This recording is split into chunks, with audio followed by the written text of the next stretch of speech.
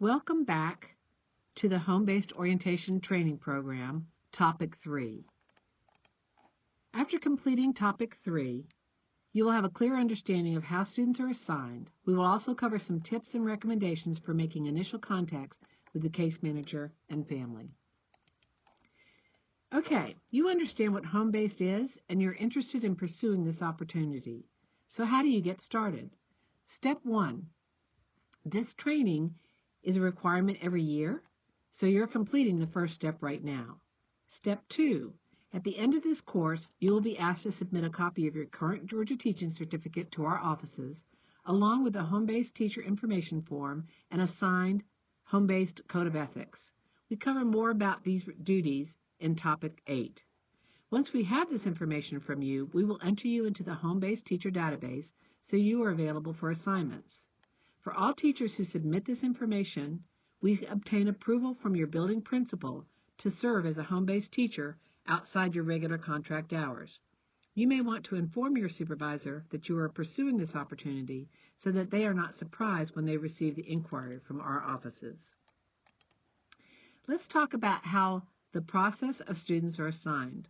Our office is notified in one of 3 ways when a student has been placed on home-based services. It may be by a panel notice with complete panel IEP and paperwork, or a give dismissal form, or an IEP review or program change. When we receive the intake information, we typically will send out via email a need home-based teacher request to those teachers who are in our approved home-based teacher database. In some cases, the school of record may send us a recommendation for a specific teacher. In other cases, we may have a student who is returning to home-based, and we may use the previous home-based teacher. If a teacher is not identified for us, we use the student's home address, cluster, and school of record to target the email request to those teachers who have indicated interest in those geographic areas.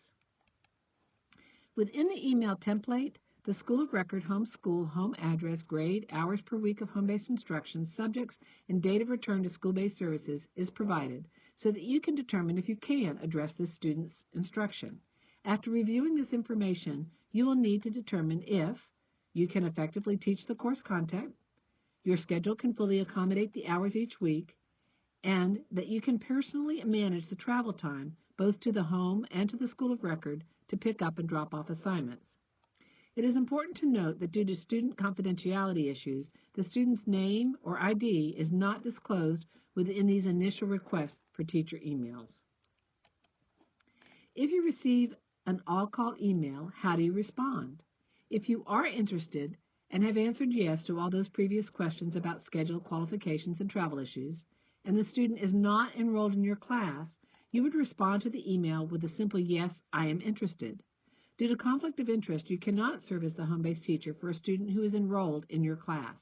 However, if you are the case manager and the student is not enrolled in any of your classes, you can still serve as the home-based teacher. It is helpful for us if you use the reply with history so that we can easily match you to the correct student. Often we have several students that we have sent a request for teacher notice at the same time. We first let you know that we are going to assign the student to you and that we will follow up with all the additional information you will need. We do our best to let all who have expressed interest know when the student has been assigned. We also try to limit the number of students for each home-based teacher to 2 students. We have found that it is difficult to effectively schedule and address the instruction for more than 2 students receiving home-based instruction. As a reminder, to help minimize unnecessary email to us, if you are not interested, you do not need to reply at all. Just delete the email notice that we sent. Once we have identified you as the teacher, we generate the notification of home-based instruction. This form is sent via email to the home-based teacher as well as the local school staff who will address specific issues that relate to the delivery of home-based services, such as attendance, enrollment, and due process.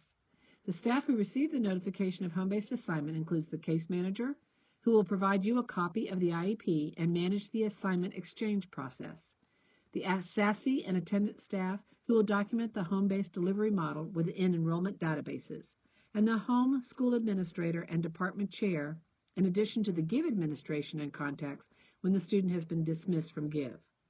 Some additional attachments within this email include the home-based tracking log, some sample weekly assignment sheets that the local school may choose to use to organize gathering of assignments, and for your ease, we have attached electronic versions of those forms at the end of this topic, as well as within document resources at the end of this course. This is a sample of the notification of home-based instruction form. Let's go through this form. What does it include, and where will I get the information I need as the home-based teacher? At the top of the form on the left, you will find student information, case manager, your name as the home-based teacher assigned, and on the right, you will find the student's assigned courses. The starting date, ending date of contract, and the return date to school are also provided. It is important to note that all home-based contracts are written for only one semester, even if the student may be recommended for services that extend into the next semester. The reason for this practice is that high school students will frequently be enrolled in different courses as semesters change. We also want to provide home-based teachers the opportunity to decline the contract if they know they can no longer effectively address the instruction. Within the middle section of the form, you will find the IEP recommendations for weekly hours. This information is needed for you to pace and schedule instruction. When pacing your instruction, you should only schedule additional hours within a week when there is a need to make up missed hours. As a note, direct instruction during final week does not typically involve direct assignments, but home-based teachers may need to utilize their hours to administer finals. Our goal is to assure that the total number of hours have been delivered, not more, not less, by the end of the contract. At the bottom of the form, you will find the family contact information and alternate location for instruction if an alternate community setting other than the home has been recommended. The comment section will provide additional information regarding things such as schedule preferences, if we have them, need for interpreters, AT considerations, and/or unique placement considerations. Okay, you've accepted a student and received the notification of home-based assignment form and email. Now what? The first step is to make your contacts with the case manager and the family to introduce yourself. Once we assign a teacher, we call the family, provide them your name, and inform the family that you will be calling them within the next 24 to 48 hours to begin setting the schedule. Your initial contact with the case manager needs to do the following. Develop a plan for when you will pick up and drop off the assignments that the case manager collects from all the students' teachers of record. Typically, this exchange of assignments is done on a bi-weekly basis with a before-school or after-school hours arrangement. When completed assignments are returned to the school, the home-based teacher is required to obtain a signature from the case manager and/or a designated staff member at the bottom of the home-based form. We'll talk more about this process in Topic 4. When setting up your return of completed work, you and the case manager will need to consider the need for obtaining a confirmation signature on the home-based report. You will also want to be sure that the case manager stays up to date regarding the student's overall progress, so some face-to-face opportunities are important to supplement your email contacts. Although you will need to have your assignments before making your first visit, you do not want to wait until you have those assignments or the courier packet in hand to make your contact with the parents. Make that contact within 24 to 48 hours and set a proposed first date's time. Your first visit. Some of the tasks that you'll be addressing during your first home visit should include discussing the process of the home-based services and introducing yourself, getting the parent and student to sign the home-based agreement form, confirming the expectations of an adult being present and available during the instruction. You will be inquiring about student strengths and concerns and setting your expectations that the student is prepared to begin instruction upon your arrival and will be completing assignment between sessions. You will be developing a plan for communication and contacts with the family to confirm or cancel sessions if needed. You will be confirming that you are a full-time GCPS employee and that during regular working hours you may not be available to respond to emails or texts. You will be establishing the specific details about sessions, best overall time, day of the week, when providing instruction in the home setting, where is the best location for you and the student to set up and work. You will also be confirming if the student has consistent, reliable access to a computer and internet so that the options for e-class assignments may be provided.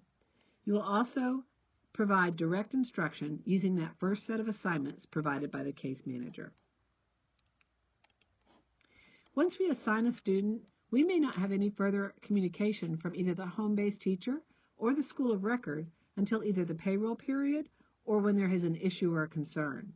To help us facilitate and confirm the transition to the home-based delivery model, we do ask for the home-based teacher to complete and submit the home-based initial tracking log. We ask that you submit this form either electronically or by fax or courier after you have completed the initial session. This helps us confirm that services have been initiated.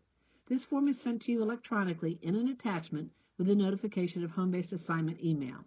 We have also included it within the document resources link within this course. Items included on the tracking log are self-explanatory, but it is important to include explanations if there are any extenuating circumstances in getting started with services, such as cancellations, difficulty in getting initial assignments, or unsuccessful contacts or attempts to reach the family. How will I know what assignments the student is required to do each week?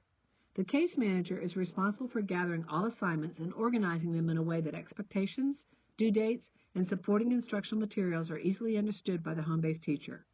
We do provide some assignment calendar samples for the local schools, but it is their option to use these or develop an organization system of their own. It is important to remember that the home-based teacher is not the official teacher of record. The home-based teacher delivers instruction that is developed by the teachers of record.